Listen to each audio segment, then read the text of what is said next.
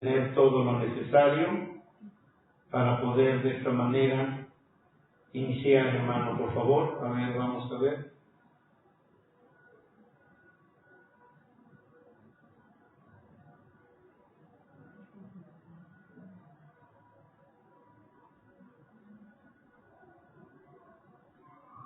Ok. Bueno, pues voy a comenzar.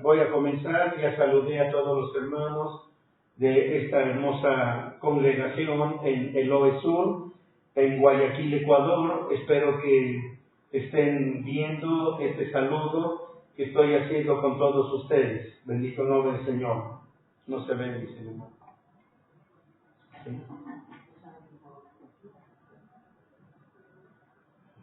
Bueno, pues no sé qué hacer entonces. No sé qué hacer porque se supone que ahora sí que ellos son los que están pidiendo este estudio, vamos, porque ellos están celebrando su última vigilia velada del año 2015. Es que pasa eso, hermana Norma. Hermana Norma, lo que pasa es de que los hermanos no tienen video ni tienen audio. Ya estoy mirando que tú sí estás viendo, tienes toda la facilidad de ver todo, audio y video, pero ellos no. Entonces la verdad no sé qué hacer, no sé qué hago.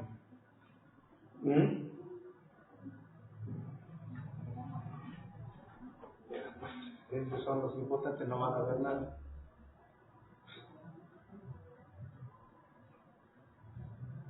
Bueno.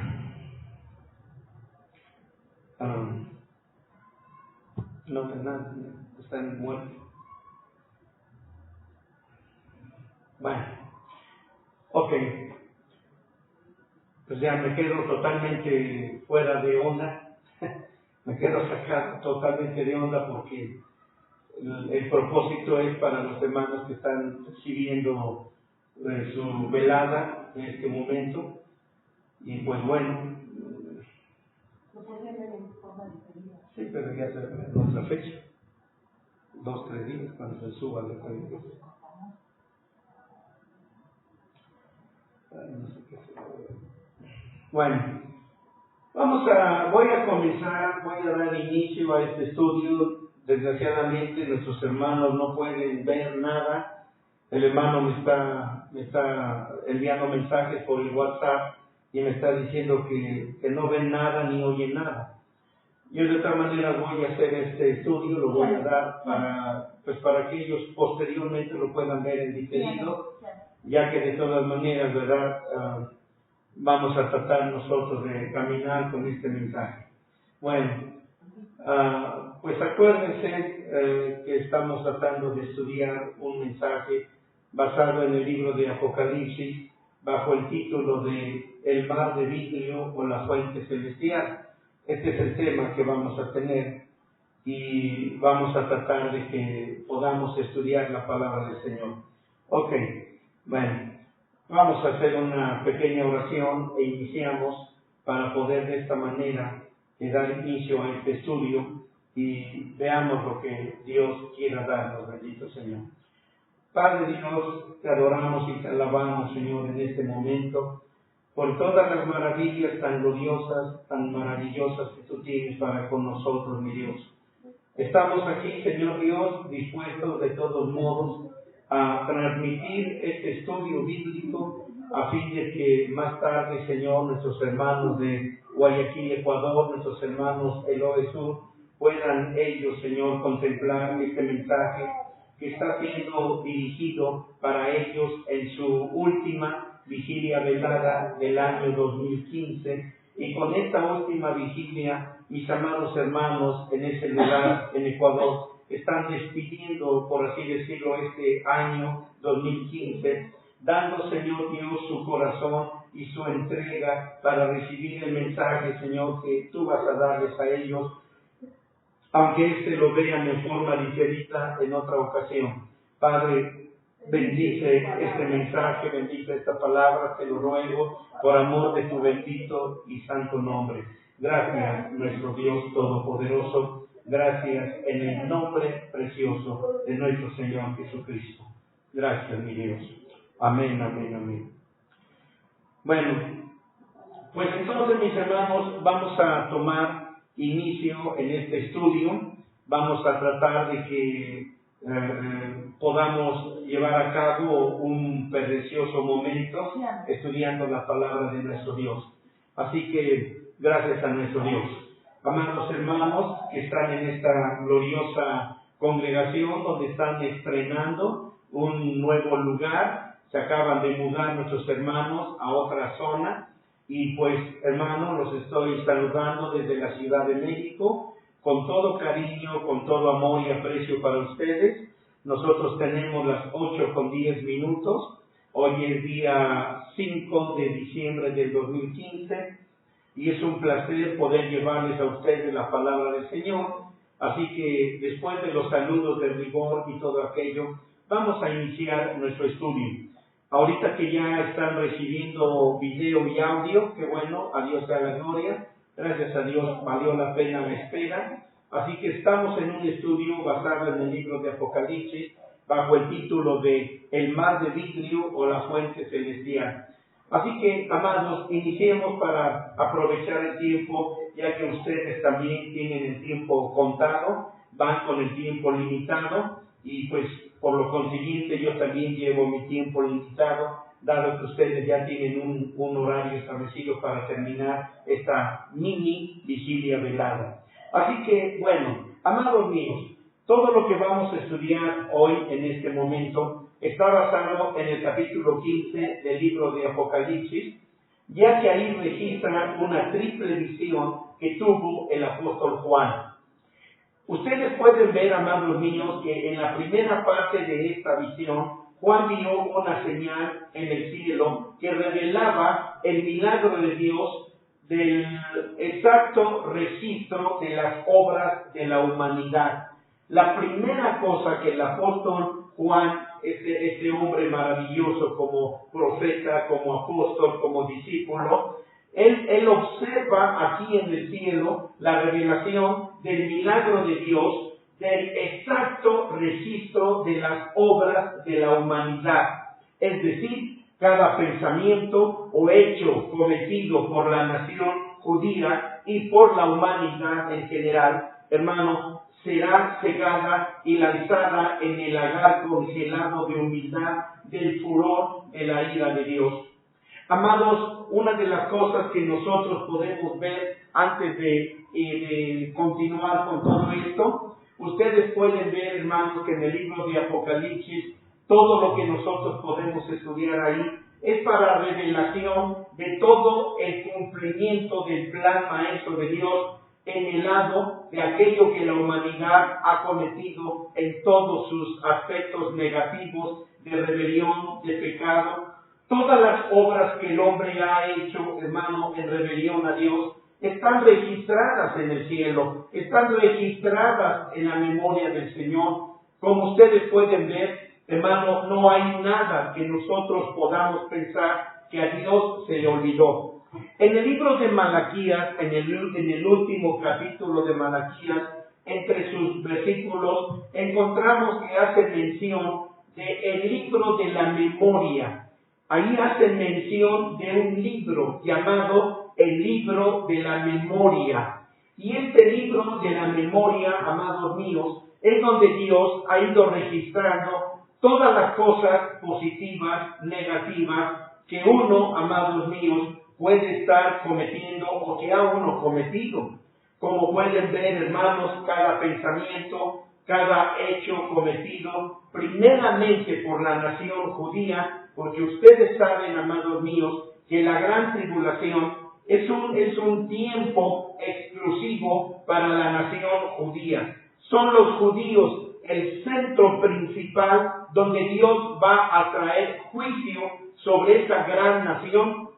Pero como la nación de Israel ha sido desde los tiempos del Antiguo Testamento, ha sido la nación que se convirtió en la gran ramera, ella es culpable de que muchas naciones, pueblos, tribus y lenguas, hermanos, van a seguirla a ella en su perdición como la gran ramera. Así que, hermanos, gracias a la gran ramera que es la nación de Israel, y esto no es porque lo diga yo, sino porque así lo declara la Biblia en blanco y negro tan perfectamente, encontramos, hermanos, que gracias a ella muchas naciones, hermanos, van a ser llevadas a la gran tribulación. Por consecuencia, el juicio que Dios traerá sobre la gran Jerusalén o sobre los judíos va a alcanzar a las naciones que perdieron el arrebatamiento y se quedaron en la gran tribulación. De modo que, amados hermanos, les estoy diciendo que cada pensamiento o hecho cometido, número uno, por la nación judía y, hablando en términos generales, por la humanidad, esta será cegada y lanzada en ese lagar congelado de humildad del furor de la ira de Dios. Hermanos míos, el alma de Juan estalló con asombro, déjenme decirlo así, estalló con ese gran asombro de una manera poco usual al maravillarse de la grandeza en cómo Dios va a ejecutar sus juicios justos. Entonces, hermanos, él procedió a describir la segunda parte de esa gran visión que Dios le dio proféticamente. Si somos un poquito dados a seguir las reglas de la homilética, bueno, pues vamos a hacerlo, porque esto nos deja marcado un orden perfecto de cómo estudiar la palabra de Dios, ya sea un sermón, un estudio o lo que sea. Hemos aprendido de una manera muy hermosa seguir la trayectoria de lo que la homilética nos enseña. Así que vamos a ver el punto número 1 en Romano, hablando de toda la descripción de lo que Juan nos quiere dar a entender y lo que Dios le reveló cuando estaba en la isla de Patmos.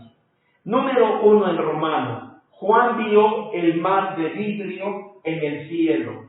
Juan vio el mar de vidrio en el cielo.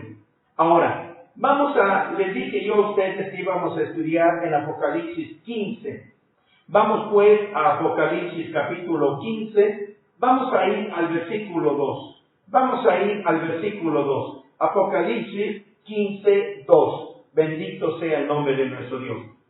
Dice la palabra de Dios, mis hermanos que me están siguiendo por internet, mis hermanos que están ahí en la iglesia, en Loe Sur, en Guayaquil, Ecuador. Vamos a abrir nuestras Biblias y vamos a leer este versículo 15, 2 de Apocalipsis, capítulo 15, versículo 2. Y vi así como un mar de vidrio mezclado con fuego, y los que habían alcanzado la victoria de la bestia y de su imagen y de su señal y del número de su nombre, estar sobre el mar de vidrio teniendo las arpas de Dios. Bien, hay algunos puntos que obviamente, amados míos, a mí me gustaría, como ustedes ya me conocen, bueno, mis hermanos de internet, como ustedes han visto, me ha gustado siempre desentrañar, desmembrar el grano del trigo de lo que la palabra de Dios representa para cada uno de ustedes, cada uno de nosotros. Así que habrán algunos puntos que voy a tener que brincarme, porque quiero ir al punto interesante. ¿Por qué? Porque miren, a fin de apreciar el significado de este asombroso mar de vidrio, se necesitan obviamente revisar algunas verdades fundamentales sobre él, sobre este mar de vidrio. De modo que, hermano, las Escrituras declaran que Dios es el mismo ayer, hoy y para siempre. Amén. De modo que entonces, amados míos, cualquier principio de verdad que estaba en operación en el ayer, es decir, el pasado, lo estará hoy en el presente y para siempre en el futuro. Cuando, amados míos, cuando el Espíritu abre nuestro entendimiento, es cuando entonces, amados míos, podemos nosotros ver la unidad e igualdad, como podemos ver, de todos los principios de la verdad que nuestro Dios revela desde el Génesis hasta el libro de Apocalipsis. Déjenme decirles que la forma de dividir de manera correcta la palabra de Dios es entonces mediante principios morales. Para poder dividir y entender la palabra de nuestro Dios, siempre vamos a ver si esto se logra solamente mediante principios morales. Y saben una cosa, si encontramos uno de los principios morales de Dios, entonces podemos trazar su operación de ayer, hoy y para siempre, es decir, pasado, presente y futuro, cuando y a la vez que estudiamos la palabra de Dios. Entonces, solamente es así como podemos ser capaces de captar una visión madura de la obra de nuestro Dios. Déjenme decirles, amados míos, que el propósito de Dios en todas sus obras de creación, en la eternidad pasada de Dios, incluyendo en el presente y en todo lo que Él va a hacer para la eternidad futura, todo lo que nosotros podamos estudiar sobre pasado, presente y futuro, siempre va a llevar el máximo propósito de revelar su imagen en la persona de su amado Hijo Cristo Jesús, tal y como lo podemos nosotros observar en la construcción del tabernáculo mosaico, el cual nos da una revelación suprema y una descripción de la estatura espiritual de Cristo Jesús, quien el templo en el cielo también está diseñado mediante ese orden espiritual verdadero, con los 4 puntos que Dios le mostró a Moisés para de esta manera construir el tabernáculo.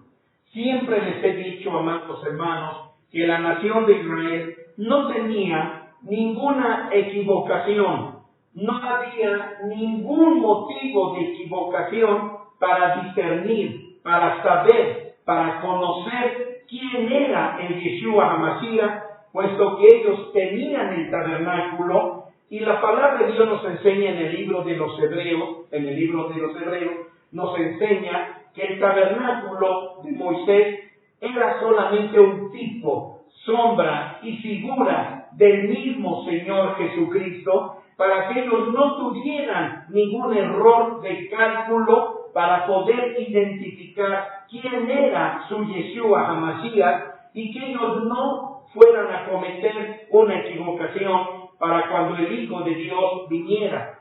De modo que entonces, amados míos, desde los tiempos pasados, presente y futuro, en todo lo que Dios haga, en todo lo que Dios quiera mostrar a la humanidad, no hay otro propósito más que dar a revelar a su amado Hijo. Amén. Toda la palabra de Dios, hermano, Dios la trajo para que a través de su palabra toda la humanidad pudiera contemplar y no tener ninguna equivocación sobre quién en este caso sería el Hijo de Dios. Amén. Así que esto es tan maravilloso, amados míos, porque entonces nos damos cuenta que Dios siempre va a trabajar mostrándonos a su amado Hijo, el Señor Jesucristo.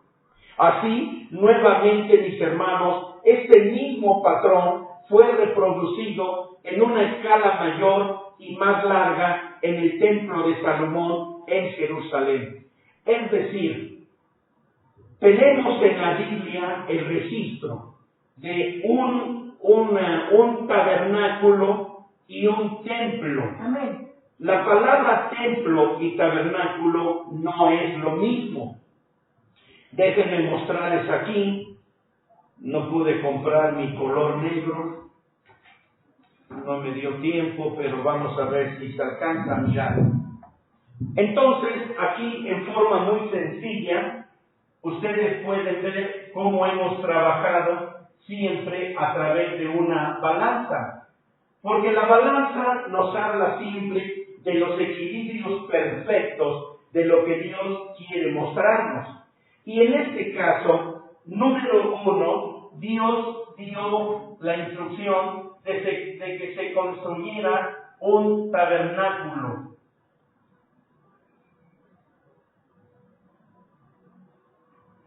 Este tabernáculo, estoy escribiendo mal, perdónenme, voy a ir un poquito lento. Este tabernáculo, para ir rápidamente llenando el espacio, vamos a ver que el tabernáculo es una imagen del Señor Jesucristo, del Hijo de Dios, de Jesús el Cristo. Así que el tabernáculo mosaico nos da una clara descripción, una bella descripción de lo que es en este caso el Hijo de Dios. Pero por el otro lado tenemos el templo de Salomón. Y este templo de Salomón es una bella, majestuosa y grande descripción de Dios el Padre. Amén. Así que aquí tenemos, a través del tabernáculo de Moisés, tenemos al Hijo, la descripción que Dios trató de dar a la humanidad acerca de su Hijo. Luego Dios le pidió a David que construyera un templo para la gloria y la majestad del Padre, pero en este caso, hermanos, como ustedes deben conocer la historia, Dios no le permitió a David construir el templo para el Padre, pero en su lugar, como lo dice el mismo título, el templo de Salomón.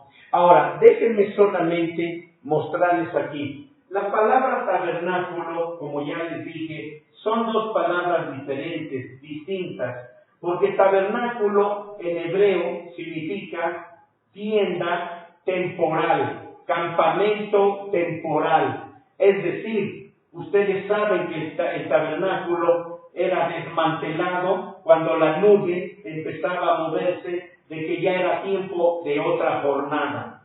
Así que tabernáculo significa tienda movible, campamento temporal. Mientras que la palabra templo significa lugar fijo, inamovible. Así que ustedes saben y conocen la historia cómo el tabernáculo fue introducido dentro del templo de Salomón. El templo de Salomón era 7 veces más grande que el tabernáculo mosaico. Así que, hermanos, el número 7 es para el Padre, porque Él es el que obtiene la perfección. El número 7 es el número perfecto que se le da al Padre. Además, el Hijo claramente mencionó y dijo: el Padre mayor es que yo. Así que el tabernáculo mosaico fue, por así decirlo, devorado, tragado, por así decirlo, dentro de las entrañas del templo de Salomón. Bueno, esto es solamente una pequeña reseña para que ustedes puedan darse cuenta qué tan importante y relevante es todo esto, conociendo la hermosa palabra de nuestro Dios. De modo que entonces, amados míos, como ya ven entonces, el Padre siempre trató de dar una revelación acerca del Hijo. Por el otro lado, el Hijo trató de dar una revelación del templo del Padre. Ambos trabajando en conjunto para llevar a cabo la obra perfecta de nuestro Dios. Ahora, vamos a tratar un poquito sobre lo que corresponde a la fuente celestial. Así que yo les voy a pedir, siguiendo la ley de la homilética, vamos a escribir una A mayúscula. Nuestro hermano Fabián, pastor de ustedes, hermanos de la iglesia Elohe Sur, yo he visto lo que él ha enseñado porque nuestro hermano Fabián ha plasmado, ha publicado en el Face lo que él ha estado enseñando. Entonces ustedes están siendo enseñados a manejar balanzas, estaturas, ruedas, círculos, triángulos, cruces que son estaturas, y han estado siendo enseñados por medio del hermano a manejar pues el orden de una A mayúscula, un número romano, otro arábigo, y es así como nosotros podemos proyectar a su mente, a su corazón, la palabra de Dios. Y como dijo el apóstol Pablo a Timoteo, un buen obispo o un buen pastor es aquel que sabe trazar perfectamente la palabra de Dios.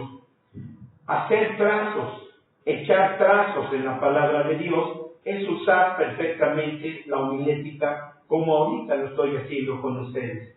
Una A mayúscula y vamos a ponerle por título La fuente celestial. La fuente celestial corresponde a la fuente en el tabernáculo mosaico. Vuelvo a repetir, letra A mayúscula. La fuente celestial corresponde a la fuente en el tabernáculo mosaico.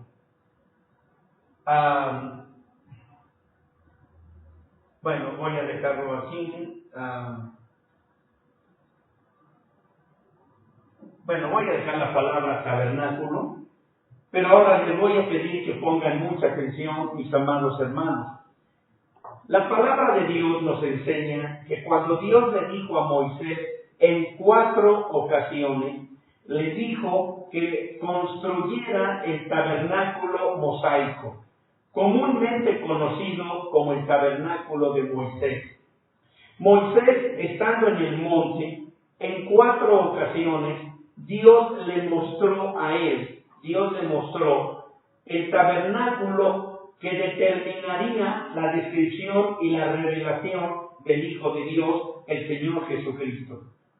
Así que, amados míos, como pueden darse cuenta, dice la palabra de Dios que el tabernáculo de Moisés, esto lo pueden ustedes leer en el libro de Hebreos, dice que el tabernáculo de Moisés fue construido mediante el tipo y sombra del tabernáculo celestial. Aquí lo voy a escribir en este lado de la balanza.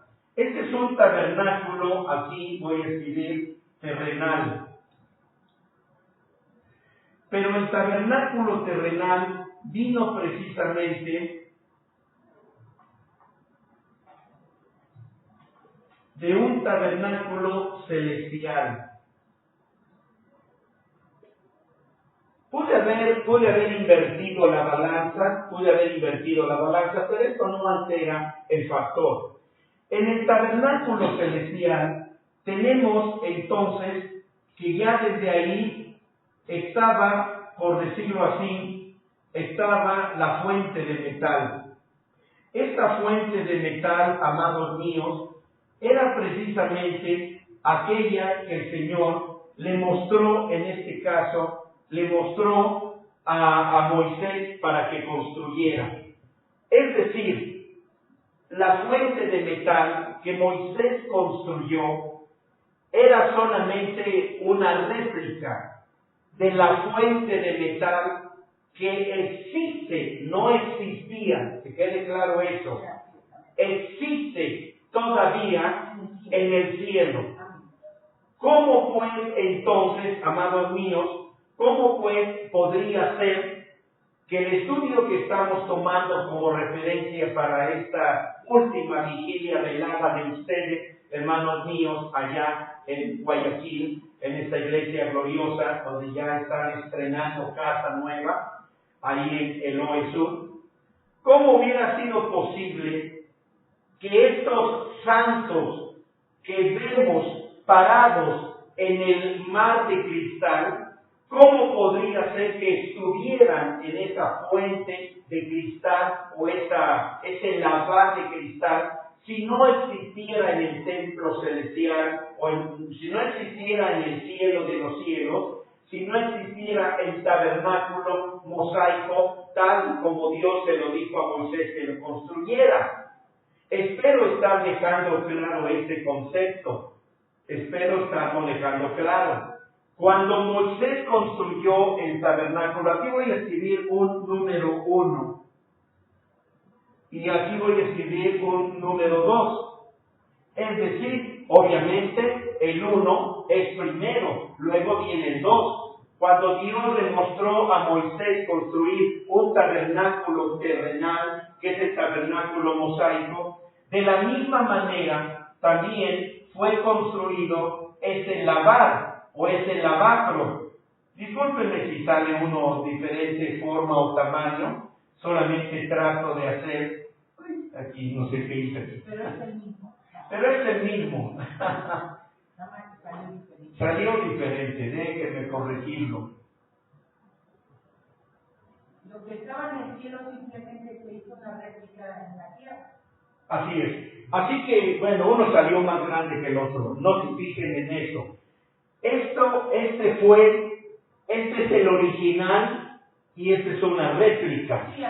Es decir, Moisés recibió la sombra de este que estamos viendo aquí, para luego fabricar en una hechura terrenal otro lavar, o también conocido mar de cristal. Este lavacro, la Biblia también lo menciona como el mar de vidrio o el mar de cristal, ya que la palabra cristal en griego significa hielo, significa vidrio o cristal, de ahí la palabra cristal, vidrio, hielo. Así que entonces, hermanos, perdónenme que este haya salido más grande, pero no se preocupen. Este es el mismo, pero esta es la réplica y este es el que está en el cielo. Este es el que está en el lugar celestial, como lo dice la palabra de Dios. Así que ahora el que estamos viendo en el libro de Apocalipsis ya no es el terrenal, el tabernáculo terrenal, sino es el celestial, el que está allá en los cielos, en el séptimo cielo. Ahí en el séptimo cielo es donde está el tabernáculo. Ahí está el tabernáculo demostrando que el Hijo de Dios siempre fue el modelo, el tipo y sombra y figura. Bien, ahora, como ya ustedes anotaron en la letra A mayúscula, la fuente celestial corresponde a la fuente en el tabernáculo mosaico. Y amados hermanos, como el mar de vidrio es la fuente en el templo celestial de Dios, podemos luego entonces aprender muchas verdades hermosas respecto a la fuente celestial al ir examinando los principios, hermanos míos, relacionados con la posición y el orden de los muebles del tabernáculo de Moisés en relación con la fuente a la que estamos haciendo mención.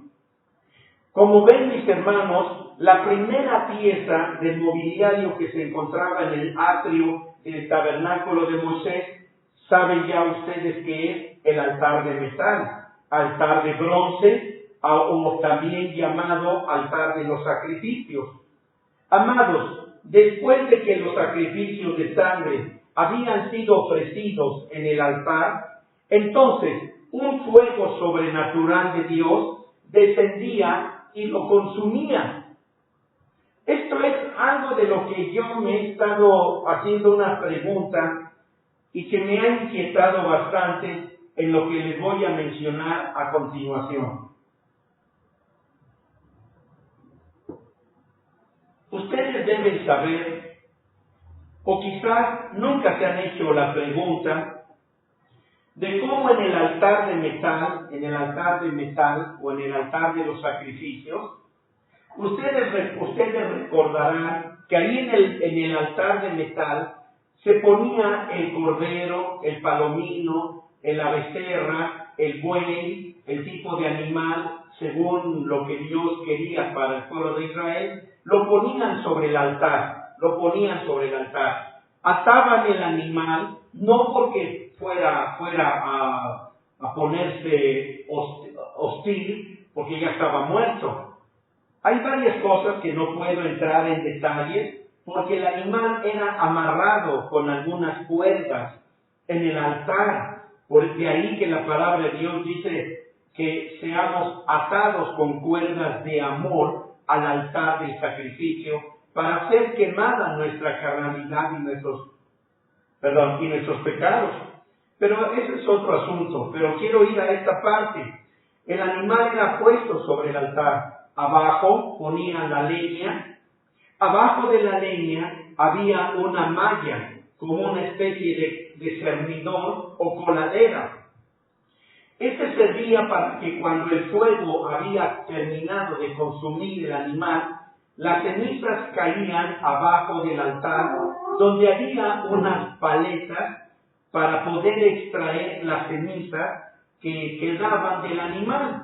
Había un ministerio para esas cenizas, que no voy a entrar en eso ahorita. Habían unas paletas donde se extraían las cenizas y tenían un ministerio esas cenizas. Pero mi punto interesante aquí es esto, porque déjenme decirles, ellos andaban en el desierto. ¿Habría acaso algún oleoducto, no sé si así se diga, un oleoducto donde tuvieran ellos un piloto y un encendedor para solamente darle vuelta a una manivela y encender el fuego? ¿Se han puesto a pensar de dónde tomaban ellos el fuego y de dónde tomaban el agua para la fuente de metal? Eso sería una muy buena pregunta que ustedes se hicieran. Si estaban en el desierto. En el desierto no había agua.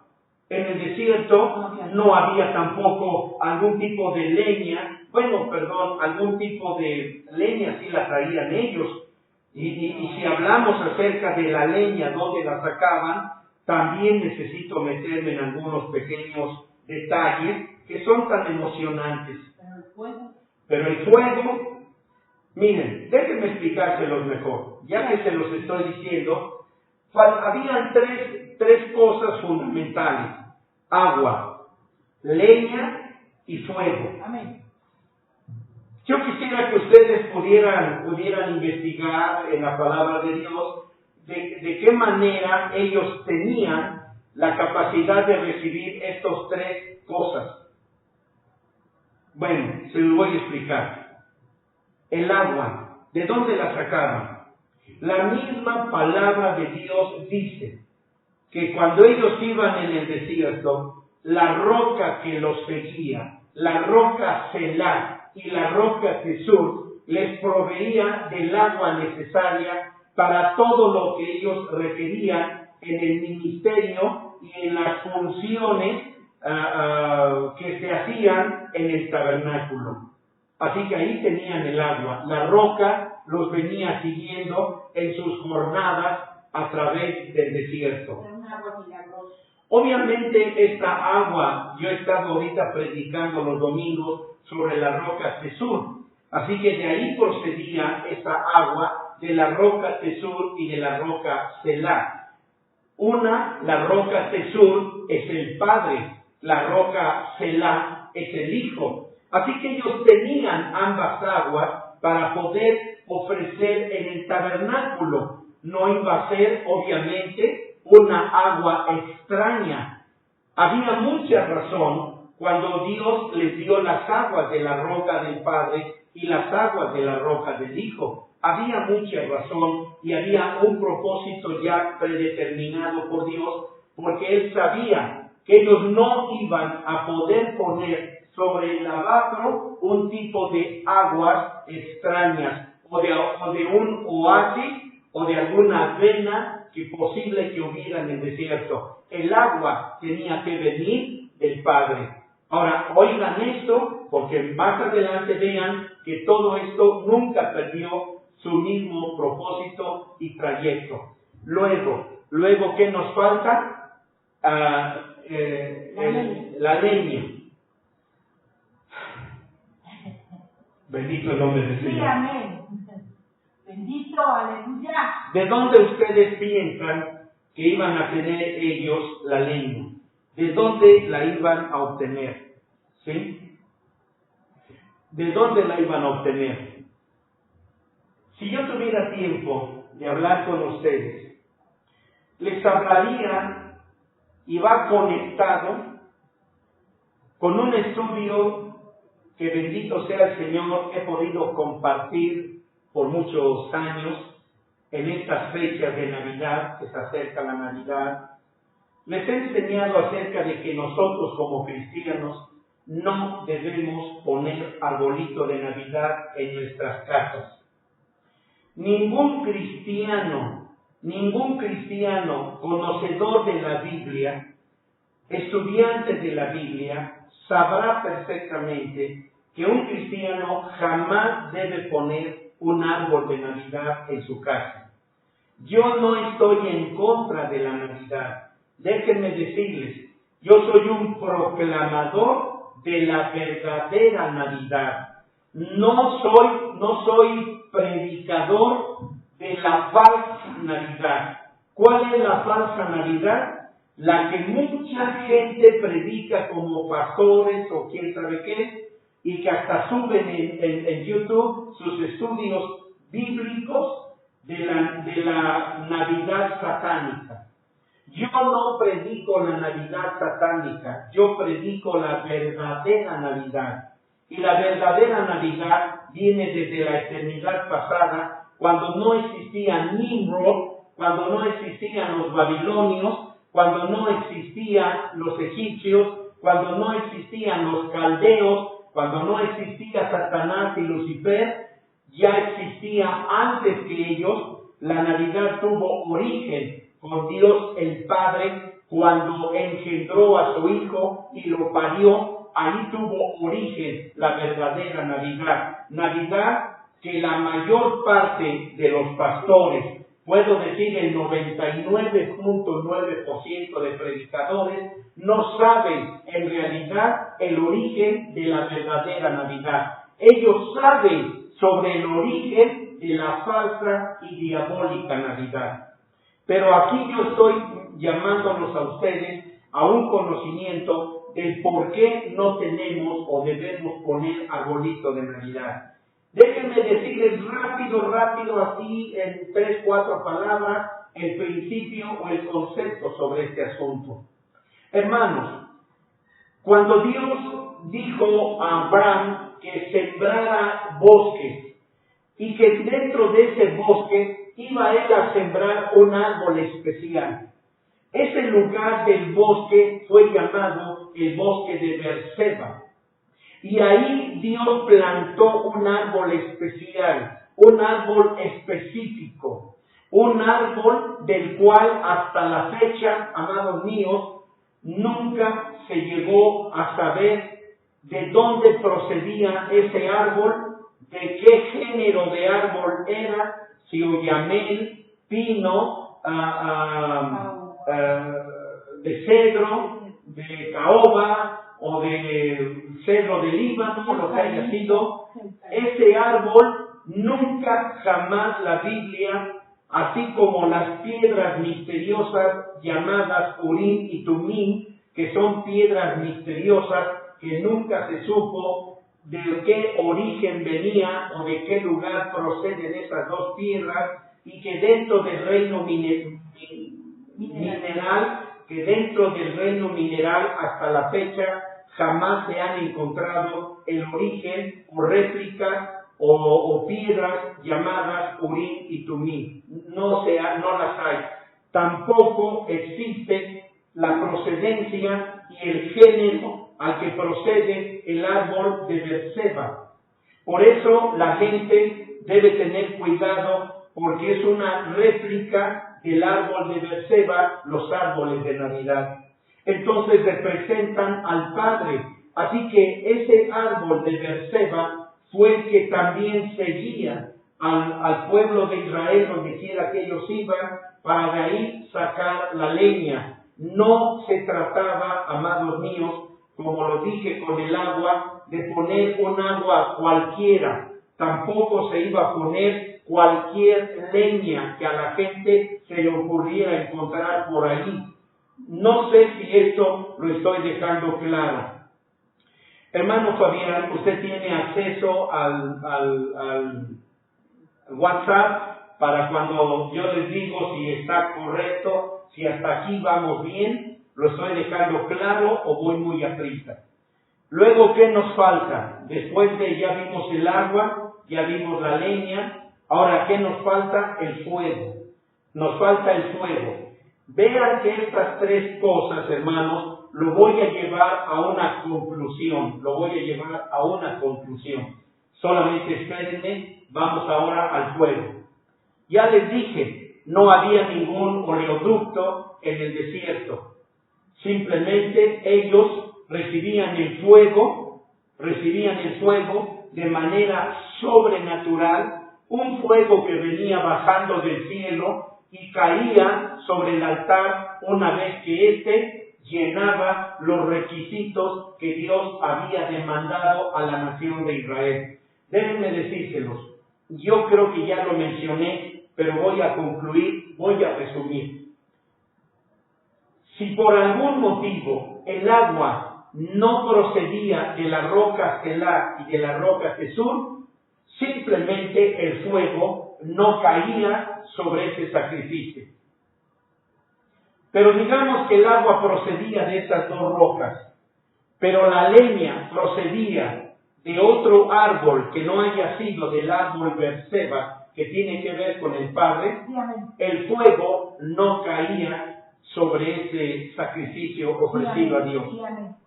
Así que el fuego caía como una demostración de aceptación que Dios estaba teniendo acerca de ese sacrificio que llenaba los requerimientos y requisitos que Dios había o estaba demandando de la nación de Israel en cuestión de sacrificios presentes, holocaustos, etc. Todo se tenía que llevar al pie de la letra, ¿no? Todo era perfectamente llevado de acuerdo a la exigencia de Dios. Para que el fuego pudiera descender. Para que el fuego descendiera. Ahora, la pregunta que yo tengo, la duda que yo tengo y la incertidumbre que yo tengo, se supone que la nación de Israel están a punto de terminar el tercer templo. Un templo que ellos están construyendo, en donde tienen también, donde ya construyeron un tabernáculo semejante, igualito al que Moisés supuestamente edificó estando en el desierto. Demos por asentado que tienen ellos los diseños, que tienen las medidas. Dios fue meticulosamente meticuloso, tan exageradamente meticuloso, que las medidas tenían que ser mediante las medidas que Dios le había dicho a Moisés, el material que le había dicho, el metal que Dios le había dicho, todo tenía que ser estrictamente apegado a lo que Dios había le dicho a Moisés. Si Moisés hubiera alterado alguna de las ordenanzas de Dios, una milésima de pulgada, si lo hubiera alterado mayor o menor, Dios no hubiera aceptado ese tabernáculo. La nube no hubiera descendido. Y no hubiera descendido la presencia de Dios sobre el tabernáculo. Así que entonces, mis hermanos, esto nos deja saber, hermano, qué es lo que va a hacer la nación de Israel con este templo. Yo creo que ustedes han estado viendo, a lo mejor por medio del internet, siguiendo los pasos de lo que la nación de Israel, esta gran ramera, está haciendo. Ya consiguieron, incluso según ellos, las vacas rojas, según ya las tienen, se están terminando de criar, porque van a poner en el sacrificio la vaca roja. Pero yo me hago una pregunta. ¿De dónde van a tomar el agua? ¿De dónde van a tomar la leña? ¿Y cómo van a encender? ¿Con qué clase de fuego van a encender el altar de sacrificio para que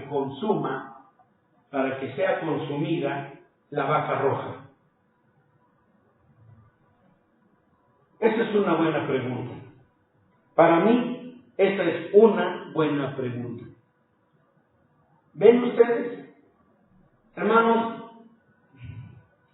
desgraciadamente yo he sabido de gente, pastores, iglesias cristianas, que con muy buena voluntad, están enviando ofrendas a Jerusalén. No sé a quién se lo estén enviando, pero yo sé de personas, porque a mí me lo han dicho. Me han dicho, pastor, nosotros como iglesia estamos reuniendo ofrendas especiales para enviarlas a Jerusalén para que se termine el tercer templo para la gloria de Jehová Dios. Hermanos, no voy a entrar en detalle, pero solamente quiero decirles esto.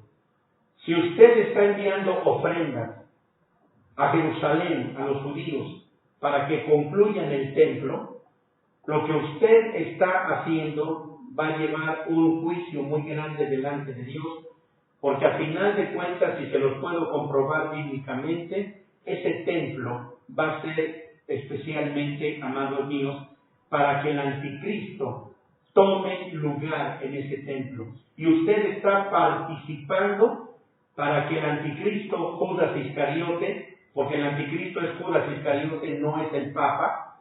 El anticristo, la Biblia dice claramente que es Judas Iscariote. Judas Iscariote resucitado. Entonces, hermano, si usted está aportando tanto oraciones como ofrendas para la construcción de ese templo, usted está participando de darle el recibimiento a Judas Iscariote, quien va a venir como el anticristo, como el Yeshua HaMashiach, que van a recibir los judíos con gozo, con alegría, con fanfarrias, con brincos de júbilo y algarabía de todo tipo. Yo he venido en el nombre de mi Padre. Así que yo les he dicho a estos hermanos, a estos pastores o pastoras, les he dicho, hermanos, tengan cuidado. Yo creo que siempre va a haber una iglesia cristiana que está caminando con Dios. Siempre va a haber una iglesia cristiana que necesite tus ofrendas, que necesite tu ayuda. Ayuda a esas iglesias cristianas, pero no ayudes para la construcción de ese tercer templo. Amados, no sé si estoy dejándolo claro, pero hasta aquí estoy tratando de darles a entender, mis hermanos, la relevancia de lo que representa el abad o el lavacro. Por eso yo les hago la mención de dónde van a tomar agua. Simplemente miren, piensen, cuando Elías Tisbita subió al monte Carmelo, llevaban la vaca o llevaban el animal pertinente para poder ofrecerlo en el tabernáculo. Bueno, no en el tabernáculo, en un altar de piedra que Elías Tisbita le dijo a los que iban con él: traigan 12 piedras, acomódenlas a manera de hacer un altar, luego hagan una zanja alrededor y coloquen también piedras para retener el agua. Y luego traigan leña. ¿De dónde tomó la leña? ¿Y de dónde tomó el agua? Oigan esto.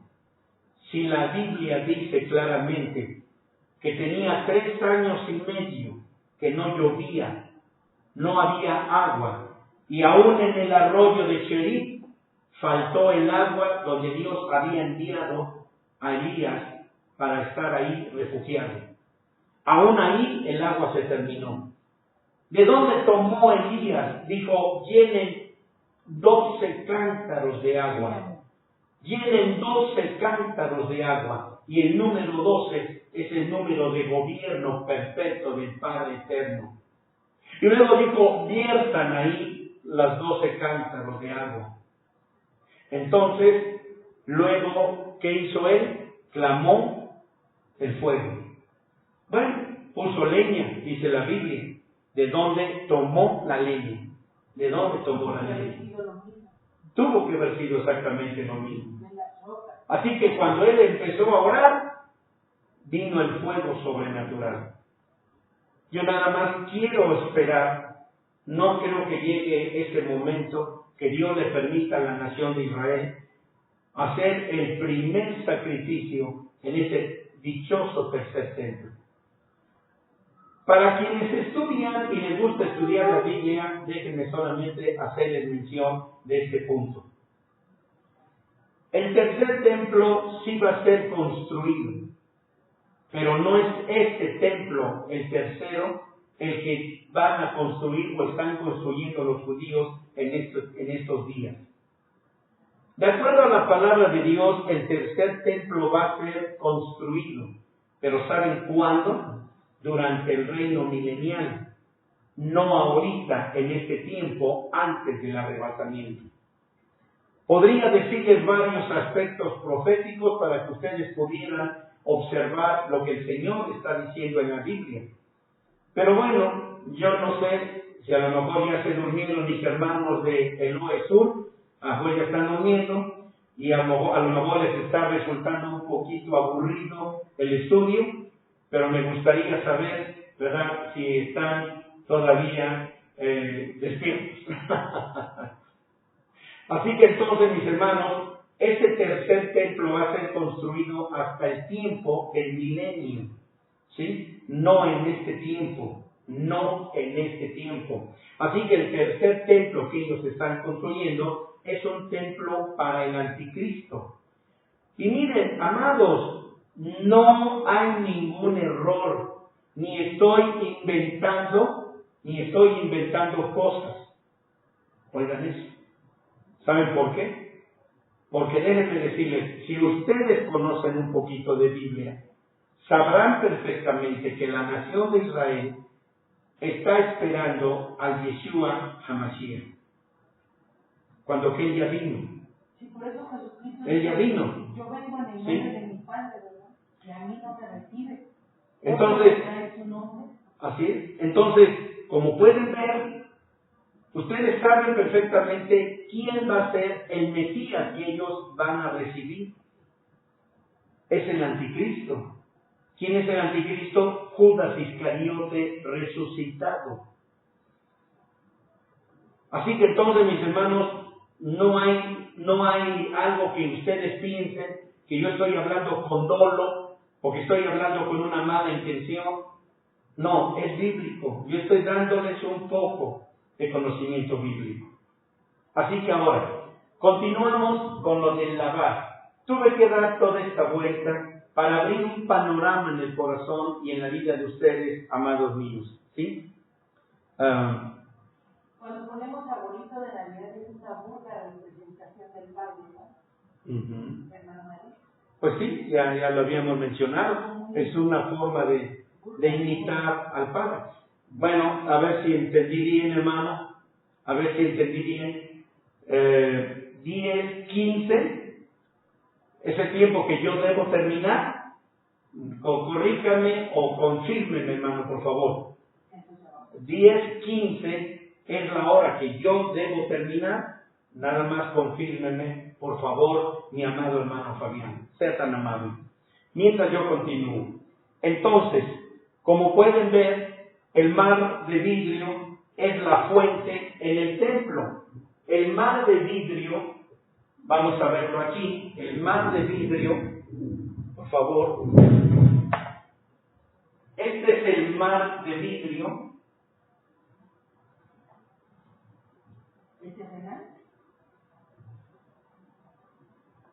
El mar de vidrio es la fuente, estoy diciéndoles, ¿sí? El mar de vidrio es la fuente en el templo celestial de Dios. Es la fuente de metal. Así que, de alguna manera, como ustedes pueden ver, el lavacro también era llamado el mar de vidrio o lavacro. Así que esto era precisamente un tipo, sombra y figura de la fuente, de la fuente celestial. Así que podemos aprender muchas verdades hermosas respecto a esta fuente celestial al ir examinando, como ya les dije, los principios relacionados. Ok, hermano Fabián, muchas gracias por su respuesta. Muchas gracias. Gloria a Dios. Entonces, como pueden ver, amados míos, como pueden ver, podemos ir aprendiendo muchos principios relacionados con ello. Como ustedes pueden ver, y ya se los dije, la primera pieza del mobiliario que se encontraba en el atrio del tabernáculo de Moisés era el altar de metal, o también llamado, como ya se los dije, de bronce o de los sacrificios. Así que después de que los sacrificios de sangre habían sido ofrecidos en el altar, el fuego sobrenatural de Dios, como ya lo traté de explicar, porque esto era importante hacerlo, entonces el fuego sobrenatural descendía y consumía. Así que el altar de bronce representaba un cuadro de la sangre de Cristo para salvación y el don del Espíritu Santo. El altar de metal, el altar de bronce, el primer mueble del tabernáculo, representa la sangre redentora y salvadora que el hombre recibe una vez que éste dobla su rodilla y con su lengua confiesa que Jesucristo es su bendito Señor, Redentor y Salvador. Pero hermanos míos, por favor pongan atención en esto. La vida de un cristiano no termina solamente con aceptar a Cristo como Señor y Salvador. Quiero decir que apenas con esto empieza. Amén. Es el principio. Sí, amén. De modo que una vez que usted ha aceptado a Jesucristo como su Señor y Salvador, entonces, hermanos míos, el siguiente paso es ser llenos del Espíritu Santo y fuego, es decir, ser bautizados con Espíritu Santo y fuego con la evidencia de hablar en otras lenguas. Si usted dice que tiene el Espíritu Santo solo por convicción, pero no con la experiencia de hablar en otras lenguas, déjeme decirle que usted no tiene el Espíritu Santo. Usted no está bautizado con el Espíritu Santo. Si no habla en lenguas, usted no está bautizado con el Espíritu Santo. Qué tremendo, qué feo y qué triste es que haya muchos predicadores que están en contra de las lenguas, que están en contra de hablar en otras lenguas. Incluso han plasmado estudios, según ellos, estudios bíblicos, donde se rechaza abiertamente las lenguas como una evidencia de que el creyente está lleno y bautizado con el poder del Espíritu Santo. Esto es algo, hermano, que va más allá de la manera de pretender perder a la gente cuando se les enseña que hablar en lengua no es necesario, que basta solamente con ser llenos del Espíritu Santo, aunque no hablen en lengua. Hermanos, vean el libro de Hechos capítulo 2, es tan evidente, tan claro, tan diáfano, tan transparente lo que el Señor nos narra en este capítulo 2. Así que, hermanos, tengan cuidado, porque existe un falso Espíritu Santo. Existe un falso Espíritu Santo y existen también lenguas satánicas. Así que, hermanos, hay que tener mucho cuidado con eso. Lástima que no es mi tema, pero se los menciono únicamente. De modo que entonces, seguir en nuestros pasos hacia la perfección en Cristo Jesús, vuelvo a repetirlo. Número 1, la sangre del Señor Jesucristo. Amén. El cristiano no debe quedarse estancado ahí, sino que debe crecer. Por eso el Señor Jesucristo dijo, hasta que todos lleguemos a la unidad de la fe y del conocimiento del Hijo de Dios, a un varón perfecto, a la medida de la edad de la plenitud de Cristo. Efesios 4, 13 y 14. Así que entonces, amados míos, el cristiano va creciendo. Pero un cristiano que se queda estancado en la sangre es un cristiano enano, deforme, que no va a crecer. porque debes pasar al siguiente paso, que es recibir al Espíritu Santo hablando en lenguas. El tercer paso es ser bautizado en las aguas bautismales en el nombre del Señor Jesucristo. Tienen que ser bautizados en el nombre del Señor Jesucristo. ¿Y qué dice la palabra de Dios? ¿De qué cosa había aquí en este lavacro?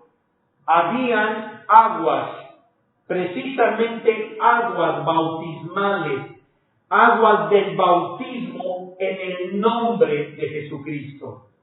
Así que, hermano mío, usted no puede crecer para tener la experiencia de qué es caminar en el lugar santo hasta no tener ese bautizo, porque la primera cosa que Dios le va a demandar, que Dios le va a pedir a usted cuando llegue al lugar santísimo, al lugar santo, si es que le es abierta la puerta, la primera cosa que el Señor le va a demandar y le va a pedir a usted es ofrecer el incienso. Incienso que se compone de 5 ingredientes. Esos 5 ingredientes, de acuerdo a la palabra de Dios, en la Biblia están claramente mencionados: estacte, uña olorosa, gálbano aromático, incienso y sal.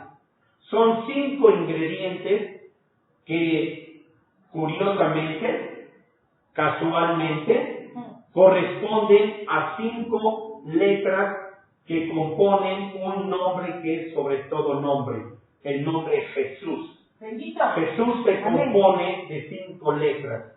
Así que si tú no tomaste el bautismo en las aguas en el nombre de Jesucristo, si el Señor te permitiera llegar al lugar santo, la primera cosa que debes ofrecer es esos 5 letras del nombre Jesús para ser puesto sobre el altar del incienso y ser quemado para que ese humo llegue a las narices de Dios. Así que son pasos de crecimiento espiritual muy importantes, amados míos, que ustedes deben observar en su crecimiento espiritual. De modo que entonces, amados míos, como ya estoy tratando de llevarlos a toda esta experiencia, entonces ya les dije que la segunda pieza del mobiliario en el atrio del tabernáculo de Moisés es la fuente de metal, donde ahí tenemos y obtenemos el nombre glorioso del Señor Jesucristo. Llenando con agua sobrenatural, ahí está lo que vuelvo a repetir, este lavacro no era llenado con agua de algún oasis o alguna vena de agua en el desierto. Era llenada la fuente de metal con un agua sobrenatural que venía de la roca Jesús y de la roca Selá, que es el Cristo en el desierto, y describía la experiencia espiritual con el Nuevo Testamento del bautismo en agua, con su nombre, muerte y vida de resurrección de Cristo Jesús. Cuando nos bautizamos también con aguas especiales. Aguas con las que se ora y especialmente se clama el nombre del Señor Jesús en esas aguas. Okay. Que se vuelven aguas especiales para ser bautizados. Amén. Muy bien. Entonces, continuamos y miren ustedes, solo el ámbito de los pies y el ámbito de los lomos, por decirlo así, de la estatura del Hijo, eran visiblemente representados en el atrio del tabernáculo, obviamente, cuando ellos estaban en el desierto.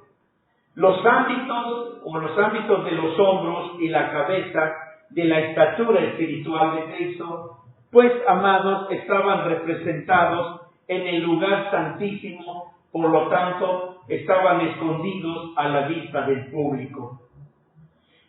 Déjenme mostrarles algún pequeño detalle relacionado con el altar de oro del incienso, ocupando el centro del lugar santo, y representaba el ministerio de la oración intercesora que brota del corazón de Cristo Jesús.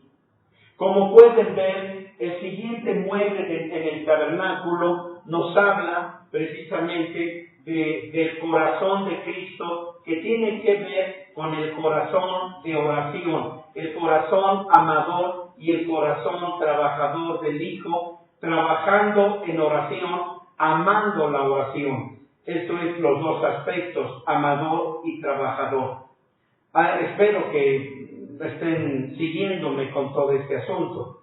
De modo que entonces, amados míos, más adelante encontrábamos el candelero de oro, del cual ocupaba el lado derecho del lugar santo en el tabernáculo mosaico, tipificando el poder completo del hombro, brazo y mano derecha de Cristo, que estaban llenos de la luz de la sabiduría, entendimiento y conocimiento de su mente humilde del candelero de oro, con sus 66 copa, manzana y flor, y de esta manera representando la palabra de Dios que el creyente experimenta cuando estudia las Sagradas Escrituras. Si ustedes observan, amados míos, la Biblia que ustedes tienen en su mano es un libro que se compone de 66 libros. Esos 66 libros representan las 66 flor, copa y manzana que había en la estructura del tabernáculo mosaico. Del candelero de oro. Así que, amados míos, hay tanto que estudiar acerca de todo esto. Ustedes han contado cuántos libros hay en su Biblia, cuántos del Antiguo Testamento y cuántos del Nuevo Testamento, y a final de cuentas, cuántos resultan, cuál es la suma. Son 66 libros. Por eso les comentaba, ¿casualidad? ¿Era una casualidad? ¿O qué era lo que estaba representado ahí cuando vemos todo esto? ¿Ok?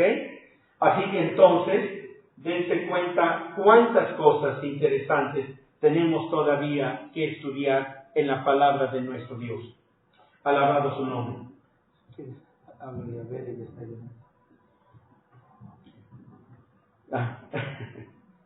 ¿Qué le haces saber? No sé. Pues voy a hacer 10, 15. 10, 15. Ok, perdón la pequeña interrupción. Así que, amados hermanos, solamente vemos entonces que, no alcanzamos a ver aquí bien la estatura del tabernáculo, pero de alguna manera ustedes pueden verlo aquí para que ustedes pudieran tener un poquito la imagen. ¿Sí?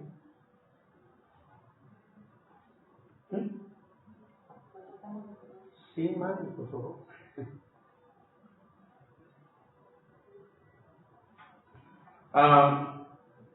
3 minutos, ¿qué, hermano Fabián? ¿Querría ser tan amable de decirme 3 minutos qué? Disculpe si hablo un poquito golpeado, no es mi intención. Sí, hermano, le estoy recibiendo por el WhatsApp. Estoy recibiendo su mensaje. O sea que 3 minutos para ya terminar yo. ¿Eso es lo que me está indicando, mi amado hermanito? Confírmeme, por favor. Confírmeme por el WhatsApp, mi hermano. Aquí lo tengo abierto para que usted pueda enviarme los mensajes. Ok. Pues entonces, ¿qué hago en 3 minutos? Pues nada más que dar gracias a Dios. Ok, ahí tienen el tabernáculo. Ya, en esos 3 minutos, aquí tienen el tabernáculo. Como ven, aquí está el altar de metal, y aquí es donde tenemos la experiencia del fuego y de la sangre y el fuego del Espíritu Santo, y luego tenemos el fuego y la sangre redentora de Jesús, y luego arriba tenemos la fuente de metal. Allá arriba tenemos esta fuente de metal que corresponde precisamente a lo que estamos, en este caso, estudiando y dando un repaso. Bueno, de cualquier manera, mis amados hermanos, creo que en este pequeño lapso de tiempo, pues ya terminamos. Así que doy gracias a mi Dios por haberme invitado y haber estado con ustedes. Agradezco a mi Dios el que ustedes me hayan, que el hermano Fabián, pastor de ustedes, me haya invitado para compartirles esta palabra. Espero que puedan ustedes interesarse, y si ustedes a través del hermano Fabián quisieran que en otra ocasión continuáramos con este tema, yo con gusto. Hay tanto que aprender, hay tanto que estudiar sobre este tema, amados míos, que en realidad es apasionante estudiar la palabra de nuestro Dios. Bueno, pues yo les agradezco mucho, le doy gracias a mi Dios por la oportunidad. Y hermanos, déjenme hacer una oración muy especial, amados míos, por la vida de todos y cada uno de ustedes. Nuestro hermano también ha estado interesado en que ustedes plasmen una visión en donde ustedes hicieron algunos papeles. Creo que estoy correcto. El hermano me había comentado algo de esto. Y déjenme solamente decirles una cosa.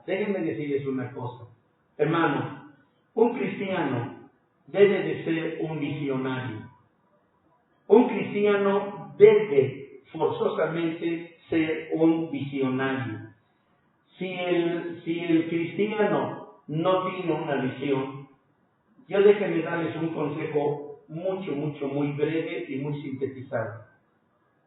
Si ustedes no tienen una visión, ustedes no tienen un plan, ustedes no tienen un propósito en su vida. Pídanle al Señor que Dios les dé una visión sobre su vida personal delante de Dios, de lo que ustedes quieren obtener y de lo que ustedes desean obtener, pero siempre bajo la inteligencia de que todo lo que ustedes anhelen y deseen siempre va a ser puesto en la balanza de justicia del Señor, en su diestra y siniestra. Allí es donde el Señor sopesa todas las cosas que nosotros le demandamos y le pedimos. Pero Dios pide también que tengamos una visión. Dios quiera, amados míos de la iglesia Elohe, Dios quiera que ustedes reciban su visión, lo que ustedes anhelan del Señor. Pero nunca olviden una prioridad dentro del plan maestro de Dios. Oigan esa prioridad. Jesús dijo: mas buscad primeramente el reino de Dios y su justicia, y las demás cosas vendrán por añadidura. Mis amados míos, yo les ruego que tengan ustedes una visión clara y específica de lo que Dios quiere para ustedes. Ha sido un placer estar con ustedes en esta hora. Yo le pido al Señor que ustedes sigan disfrutando de esta velada. Todavía tienen el tiempo de su convivio. Tengan ese convivio, hermanos, lleno de amistad, lleno de placer, correspondiéndose, llevando las cargas los unos de los otros. Y por el otro lado, amados míos, es mi placer y mi satisfacción. Si yo ya no tengo oportunidad de estar con ustedes en una prédica o en otro estudio, déjenme desearles una muy feliz Navidad y un año nuevo lleno de dicha, prosperidad y bendición que procedan del Dios de lo alto, de donde viene toda dádiva, de donde procede toda bendición de lo alto. Amados míos, que Dios los bendiga, que Dios los guarde, y oramos a nuestro Dios. Padre misericordioso, te doy las gracias por la enseñanza que tú nos has dado en esta hora. Espero, mi Dios, que esta palabra haya sido de gran bendición para mis hermanos en este lugar donde se encuentran ahorita, ahí en Guayaquil, Ecuador, en este hermoso lugar donde se reúnen en Elohe Sur. Padre, yo te suplico y te ruego que tú bendigas con tu maravillosa presencia, Señor, a esta hermosa congregación. Hazlos responsables en sus responsabilidades como congregantes. Hazlos responsables con la vida de sus pastores que los están guiando a este camino, Señor, que lleva a la nueva ciudad. Hazlos tiernos, amorosos, agradecidos con la vida pastoral de nuestro hermano Fabián y de su bella esposa, nuestra hermana Talía. Permite que estos mis amados hermanos que forman esta congregación verdaderamente nunca olviden la gratitud a sus pastores, que nunca olviden que los pastores también lloramos, que los pastores también sufrimos, que los pastores somos los más olvidados y los más relegados. Déjales saber a ellos su responsabilidad de amor y correspondencia que deben de tener para con sus pastores. Ayúdalos para que ellos también se hagan responsables en todo lo relacionado a tener y sostener y mantener una iglesia y sostener y mantener a unos pastores. Padre, yo te ruego por todos mis hermanos. No los conozco, Señor, pero puedo decir con sinceridad que siento amor y aprecio por ellos, porque son creación tuya, son hijos tuyos. Bendícelos, mi Dios Todopoderoso. Guárdalos en tus manos y que siempre ellos puedan gozar de tu hermosa presencia. Derrama tu bendición sobre todos ellos.